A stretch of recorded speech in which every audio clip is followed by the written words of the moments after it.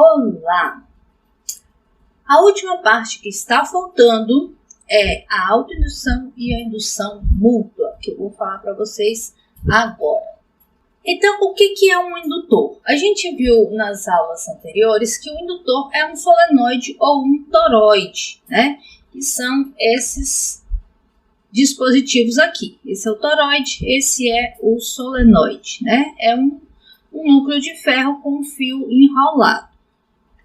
Bom, esse indutor tem uma indutância, da mesma maneira que a gente definiu uma capacitância lá no capacitor. A indutância a gente vai chamar de L, e essa indutância ela vai depender do número de voltas, o número de espiras que eu tenho aqui no dispositivo, vai depender do fluxo de campo magnético aqui dentro do dispositivo e vai depender da corrente que atravessa aqui o fio do solenoide ou do toroide, ok?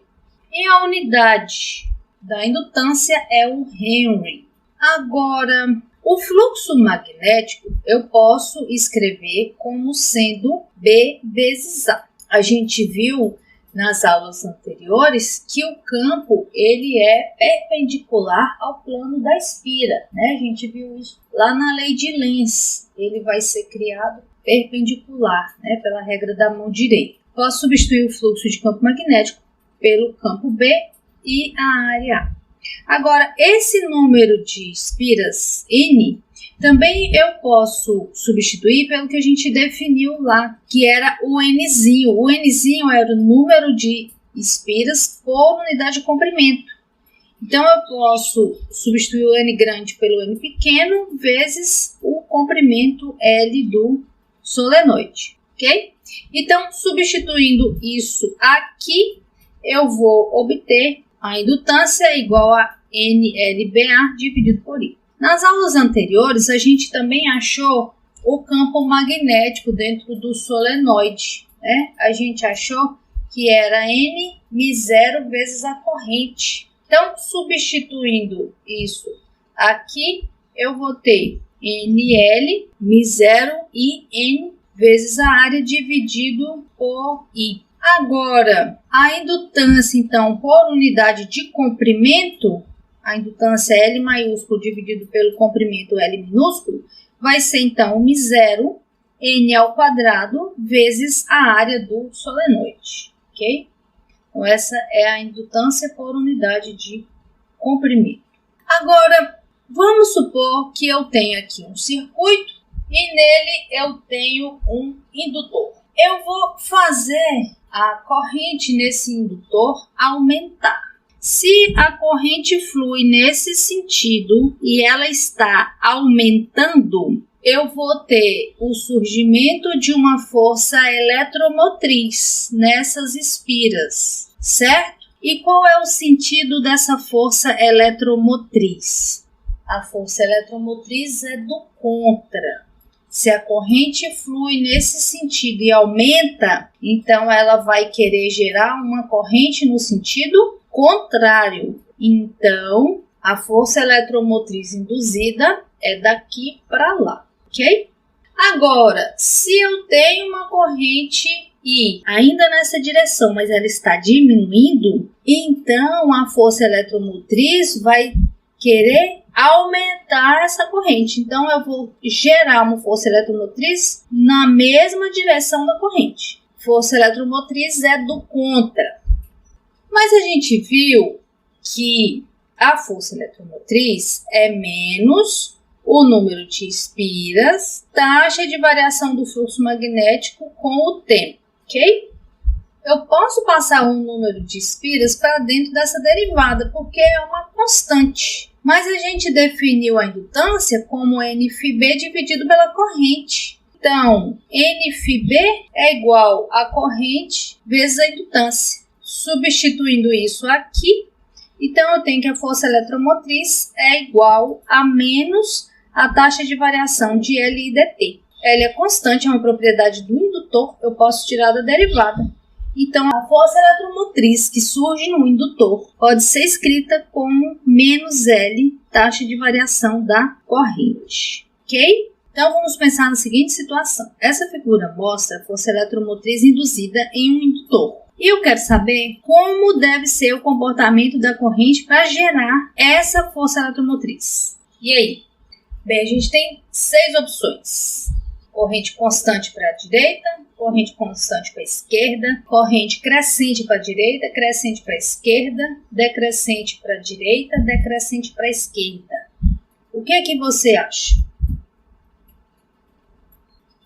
Se a força eletromotriz aponta nesse sentido, ela aponta no sentido contrário ao aumento da corrente. Então, se a corrente está aumentando, então a corrente tem um sentido contrário ao da força eletromotriz. Então, eu posso ter uma corrente crescente que esteja apontando para a esquerda. Mas, se a corrente estiver diminuindo, então eu tenho a corrente apontando para a direita. Okay? Então, se a corrente estiver aumentando, ela aponta para a esquerda. Se a corrente estiver diminuindo, ela aponta para a direita. Esses 2 tipos de corrente são capazes de gerar essa força eletromotriz nesse indutor. Ok? Muito bem. Então, você tem o surgimento de um campo magnético quando você faz fluir uma corrente no indutor. O que acontece se tiver perto dele um outro indutor? Eu vou ter fluxo desse campo magnético atravessando o indutor que está perto. Se essa corrente variar, esse campo magnético varia e o fluxo dentro deste indutor varia também. Então, isso é indução mútua. Como que funciona? Tem aqui esse indutor e ele está sendo percorrido por uma corrente I1. Dentro dele, eu crio um campo magnético B1, que vai atravessar esse outro indutor, com L2. A indução mútua provocada pelo campo do solenoide 1 no solenoide 2 vai ser N2, que é o número de espiras que eu tenho aqui, o fluxo do campo magnético B1 nessa espira 2 e a corrente I1, que foi quem gerou esse campo, ok? Então, a indutância mútua no indutor 2 depende do fluxo de campo magnético provocado pela bobina 1 na 2. Então, se eu passar essa corrente I1 para lá, multiplicando, vai ficar I1 M21 N2 Φ21. Derivando os dois lados dessa equação, eu vou ter DI1 dt M21 igual a N2 dφ2 dt. M21 e N2 são constantes, podem ficar fora da derivada. Mas a gente viu que a força eletromotriz induzida na bobina 2 vai ser menos o número de espiras da bobina 2 vezes a taxa de variação do campo magnético que atravessa a bobina 2, ok? Então, substituindo isso aqui, eu tenho que a força eletromotriz que aparece na bobina 2 vai ser igual a menos, esse menos veio daqui, a taxa de variação da corrente I1 vezes a indutância mútua. Então, se essa corrente estiver variando, o fluxo de campo magnético na bobina 2 varia, então eu tenho o surgimento de uma força eletromotriz na bobina 2 e, consequentemente, o surgimento da corrente I2, ok? Mas e se eu fizer o contrário? Se eu tiver uma força eletromotriz induzida na bobina 1 pela corrente que passa na bobina 2, eu vou ter uma indutância M21. Só que a indutância M21 tem que ser igual à indutância M12, ok? Porque depende apenas das duas bobinas. Então, eu vou escrever a força eletromotriz gerada pela indutância mútua como sendo a força eletromotriz na bobina I é igual a M, taxa de variação da corrente na bobina J. Então, se eu estou olhando a força eletromotriz da bobina 1, a corrente é da 2. Se eu estou olhando a força eletromotriz da bobina 2, a corrente é da 1. Ok? Agora veja esse exemplo. Eu tenho duas bobinas circulares compactas, coplanares, coaxiais. A menor de raio R2 com N2 espiras e a maior de raio R1 com N1 espiras. O que significa compacta? Significa que o comprimento dela é desprezível. O que significa coplanares?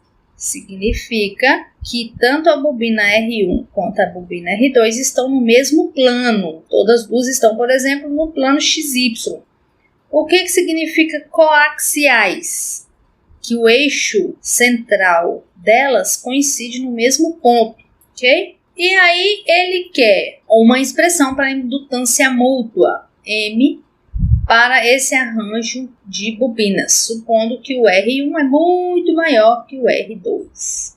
Então veja que eu vou fazer passar corrente na bobina 1, que é a grande. Essa bobina 1 vai gerar esse campo magnético aqui dentro. Se eu faço essa corrente 1 variar, esse campo magnético varia. Se esse campo magnético varia, o fluxo de linhas de campo que atravessa a bobina 2 vai variar. Se o fluxo que atravessa a bobina 2 varia, eu tenho o surgimento de uma corrente induzida. Eu vou ter uma força eletromotriz induzida.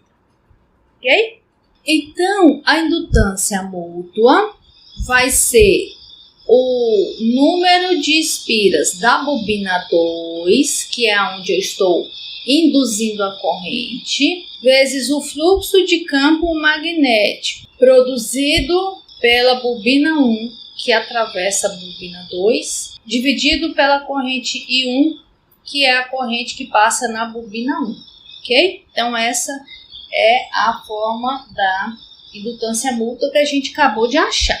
Quem é então o fluxo 2,1? O fluxo 2,1 vai ser o campo magnético produzido pela bobina 1, que atravessa a área 2, ok? Esse é o fluxo de campo magnético 2,1. Eu posso considerar nesse caso que dentro da bobina o campo é uniforme, como a gente já viu, e ele vai ser perpendicular à área 2. Então não preciso calcular aquela integral. Posso fazer o produto B1 vezes a área 2. Agora, quem é o B1? O B1 é o campo produzido por essa bobina. O campo produzido por uma espira é dado dessa maneira aqui. Onde esse Z aqui, ó, é a posição aqui saindo da folha, né? Digamos que isso está no plano XY, então aqui saindo da folha eu tenho esse Z. Mas lá no problema ele disse que as espiras são coplanares, elas estão no mesmo plano. Então eu posso considerar esse Z aqui, ó, igual a zero. Então vai ficar μ0i r ao quadrado dividido por 2r, esse quadrado morre com esse aqui, 2r ao cubo, então fica μ0i dividido por 2r, ok? Então vai ficar N1, porque eu tenho N1 espiras na bobina 1. Esse campo é para uma única espira. Então vai ser N1 μ0I1 dividido por 2R1, ok? Esse é o campo produzido pela bobina 1. O A2 é a área da espira 2, que é π vezes o R2 ao quadrado. Então, substituindo tudo isso aqui, eu vou ter que a indutância mútua é igual a N2, Φ21 é o B1, área 2, dividido por I1. Agora, o B1 está aqui e o A2 está aqui. Então, vai ficar N2 dividido por I1. O B1 é N1 μ0I1 dividido por 2R1. E a área 2 é πr2 ao quadrado. Então, a indutância mútua vai ficar μ0 π N1 N2 R2 ao quadrado. Veja que a corrente I1 vai sumir, não vai depender da corrente, dividido por 2R1. Okay? Essa é a indutância mútua induzida da espira 1 na espira 2. Se você quisesse calcular o contrário. Se você quisesse calcular o contrário, ia ser muito mais difícil. Você passa a corrente na espira 2 e calcula o campo na espira 1, porque não vai ser constante do lado de fora da espira 2. Não dá para calcular na mão, mas você vai obter o mesmo resultado. Ok? Então, essa é a última coisa que eu tinha para falar para vocês e a gente encerra o nosso curso com essa última aula. Espero que vocês tenham gostado das aulas.